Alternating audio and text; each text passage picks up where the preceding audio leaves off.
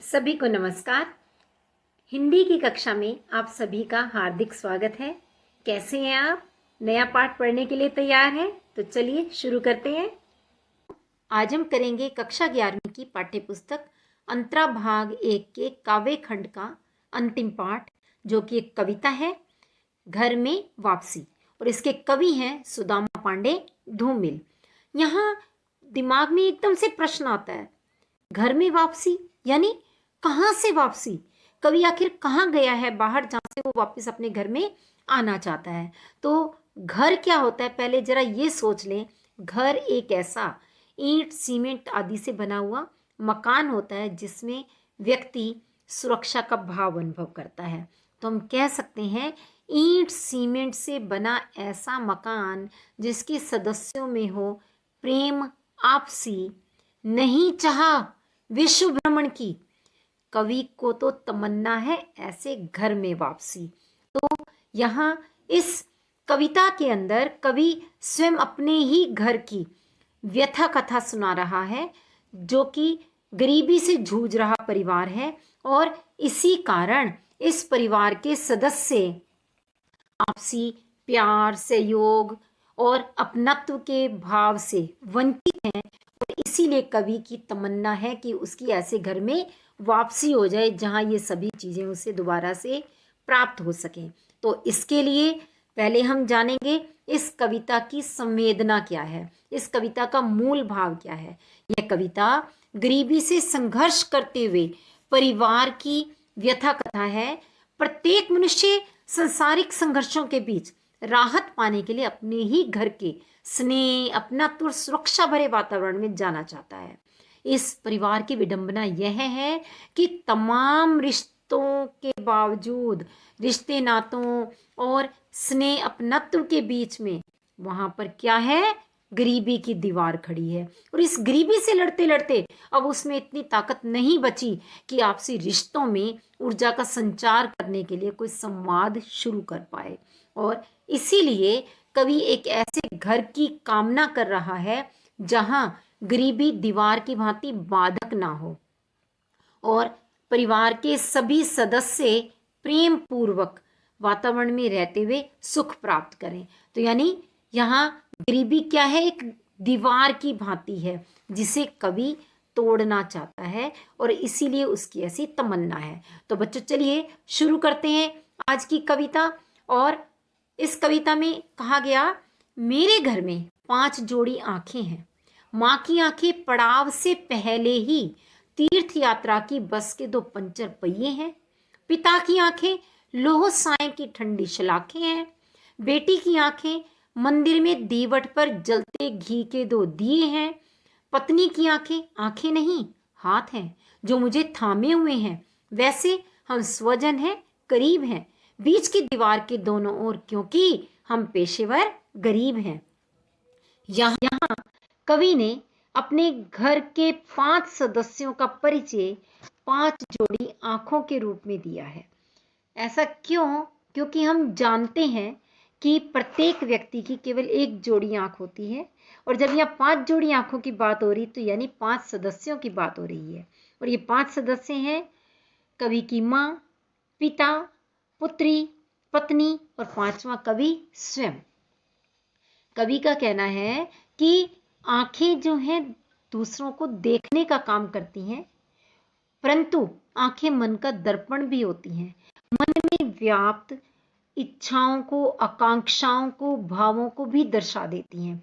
यदि आंखें ये सब दर्शाने का काम ना करें तो वो केवल देखने वाली आंखें ही रह जाती हैं।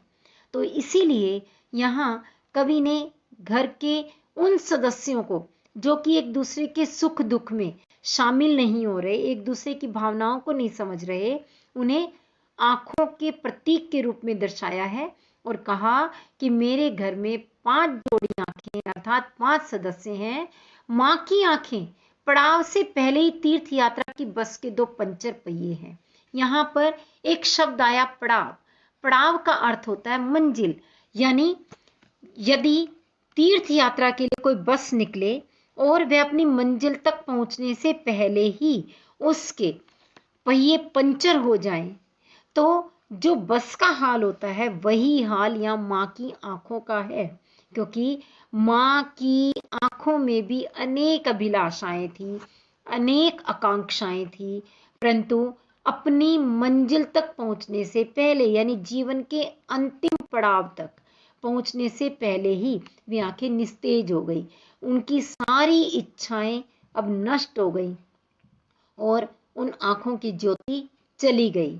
तो इसीलिए उन्हें पंचर पहियों के रूप में दर्शाया गया।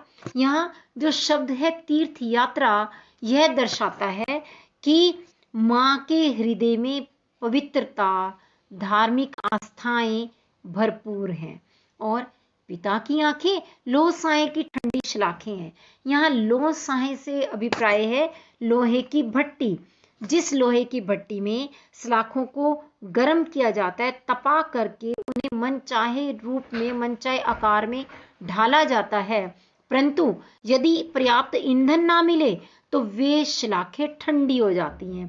तो इसी प्रकार पिता भी अपनी युवावस्था में बहुत अधिक उमंग वाले, जोश वाले, क्रोध वाले रहे होंगे, परंतु उन्हें सुख सुविधाओं का अभाव होने के कारण, सुख सुविधाओं का ईंधन ना मिलने के कारण उनका जो जोश है वो ठंडा हो चुका है। और इसीलिए इस समय वे लोहे की जलती भट्टी में ठंडी पड़ चुकी सलाखों के समान है। इसके पश्चात कवि ने बेटी की आंखों का वर्णन किया। बेटी की आंखें मंदिर में दीवट पर जलते घी के 2 दिए हैं। मंदिर में जलते हुए दिए से हमें आभास होता है पवित्रता का, निश्चलता का।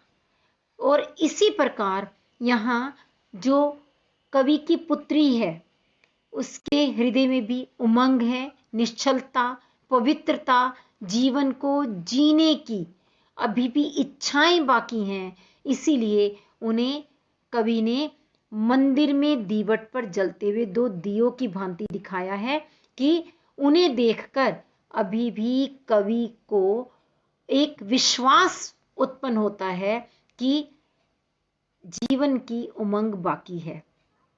पत्नी की आंखें आंखें नहीं हाथ हैं जो मुझे थामे हुए हैं। यहाँ पत्नी की आंखों को कवि ने हाथों का रूप दिया, क्योंकि हाथों का काम है सहारा देना, सहयोग देना।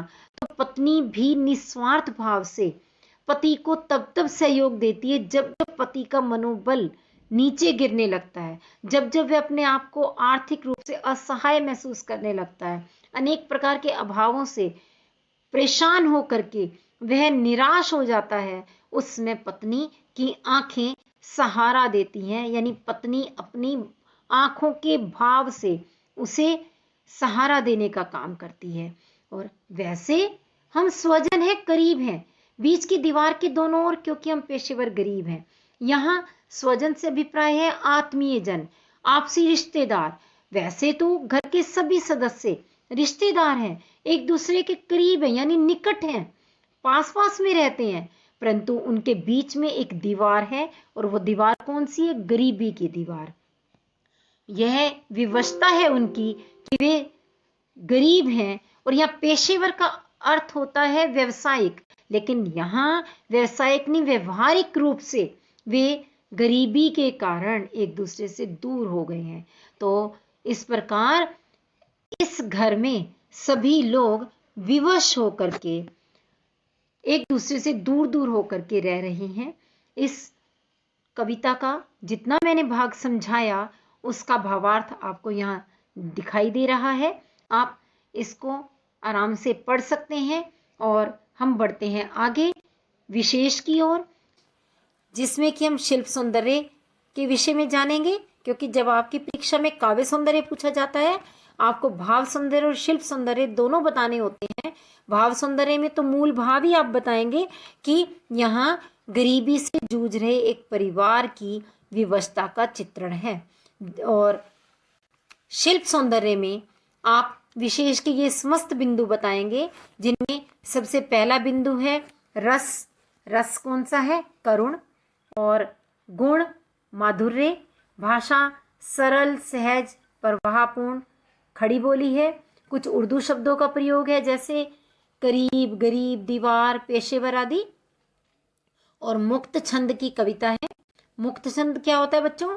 जहां प्रत्येक चरण में साम्य नहीं होता, प्रत्येक चरण के वर्णों की या मात्राओं की संख्या समान ना हो, अपितु उनमें कोई चरण छोटा कोई बड़ा दिखाई देता हो, जैसा कि इसमें है, परंतु उनके अंदर आंतरिक लय अवश्य विद्यमान रहती है।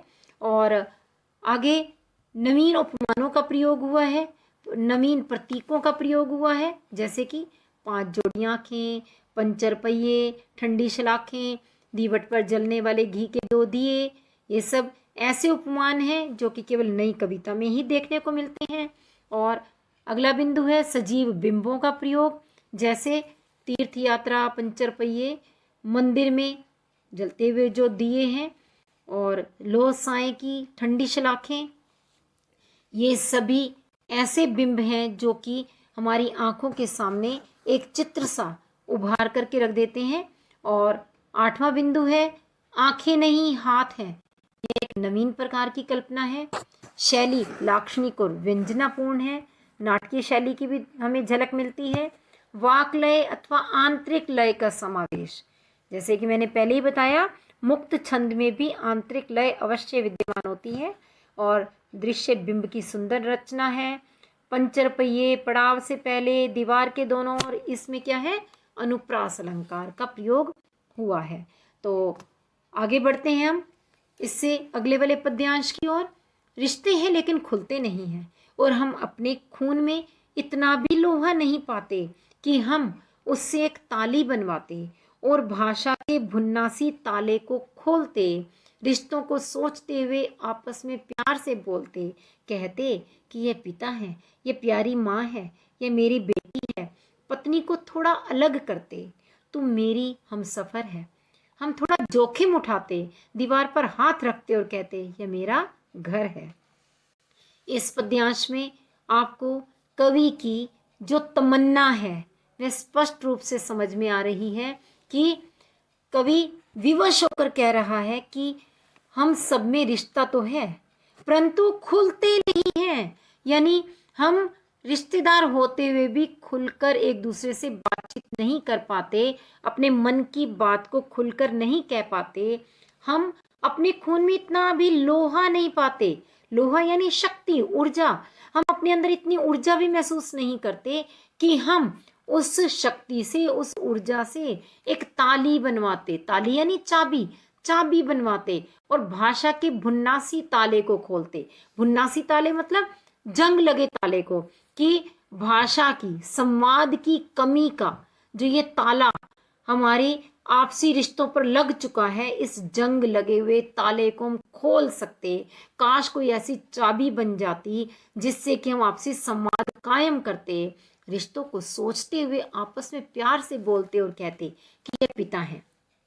हम यदि अपने अंदर थोड़ी सी भी हिम्मत जुटा पाते तो हम आपस में विचार करते, रिश्तों को सोचते हुए, यानी अपने इन्हीं रिश्तों के विषय में विचार करते और आपस में प्यार से बातचीत करते हुए कहते कि यह मेरे प्यारे पिता हैं, यह मेरी प्यारी माँ है, यह मेरी प्यारी बेटी है। यहाँ पर कवि ने सभी के संबंध में कहा है और यहाँ अपनत्व दर्शाने की कोशिश की है कि यदि उसमें थोड़ी सी भी हिम्मत होती तो वह उससे रिश्तों पर विचार करता और आपस में स्नेहपूर्ण ढंग से वे बातचीत करते और बड़े गर्व से कहते कि ये मेरे आदरणीय पिता हैं, ये मेरी प्यारी माता है, ये मेरी दुलारी बिटिया है। और पत्नी को बाकी सबसे अलग, थोड़ा सा अलग हट करके संबोधन देते हुए क्या कहते, तू मेरी हमसफर है।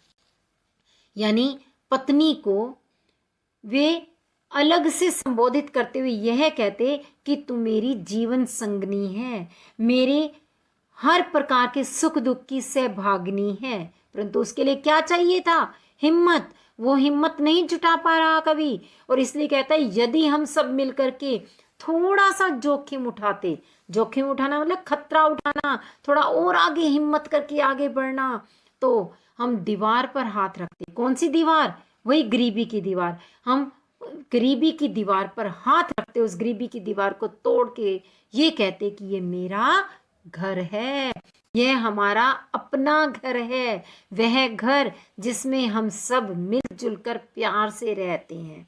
तो इस प्रकार इन अंतिम पंक्तियों में कवि की वेदना पूरी तरह से व्यक्त हो जाती है। उसके हृदय की वो व्यथा उजागर हो रही है कि वह कितनी गहराई से यह चाहता है कि काश उसका ऐसा घर हो जिसमें सब लोग मिलजुल कर बड़े प्यार से रह रहे हों।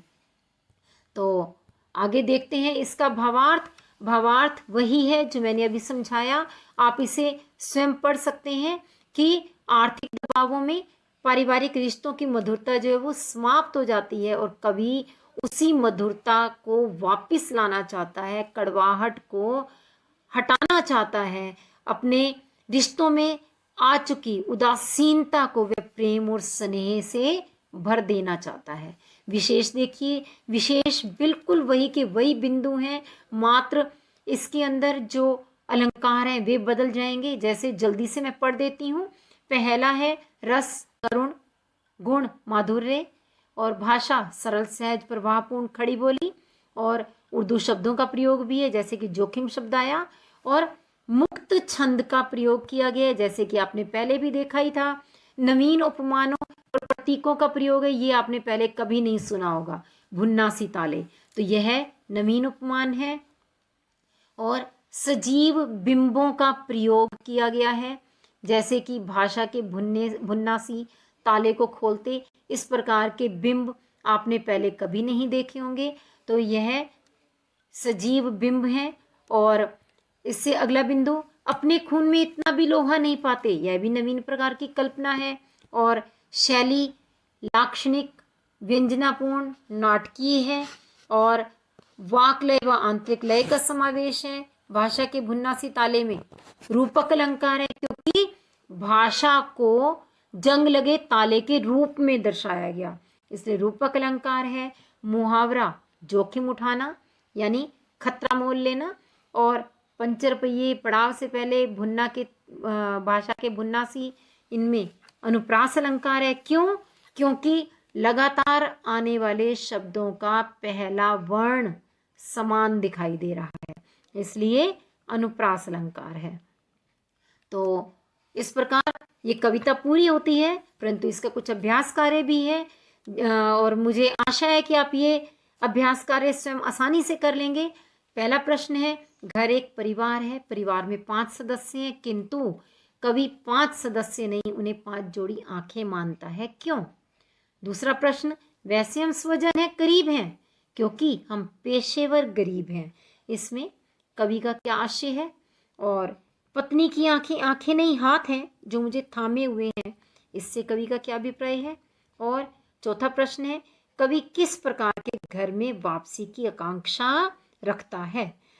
बच्चों, मुझे पूर्ण विश्वास है कि आपको अब यह कविता समझ में आ गई होगी, लेकिन यदि फिर भी इस कविता से संबंधित कहीं कोई शब्द, कोई वाक्य ऐसा है जो आपको समझ में नहीं आया, तो आप कमेंट बॉक्स में लिख करके मुझसे पूछ सकते हैं। साथ ही साथ इस बात पर अवश्य विचार कीजिएगा कि क्या केवल गरीबी ही एकमात्र ऐसा कारण है जिससे कि आपसी संबंधों में दूरी आ जाती है, या कई अन्य कारण भी होते हैं? तो वे कौन कौन से हैं, उस विषय में मुझे कमेंट बॉक्स में लिख करके बताइएगा। और कहीं आपका घर तो ऐसा नहीं जहां संवादहीनता विद्यमान हो, यदि ऐसा है तो उसे दूर करने का जल्द से जल्द प्रयास कीजिएगा। मेरी शुभकामनाएं हैं बच्चों आपके साथ। आप दिल लगाकर पढ़ते रहिए, आगे बढ़ते रहिए। फिर मिलेंगे अगले वीडियो में। धन्यवाद।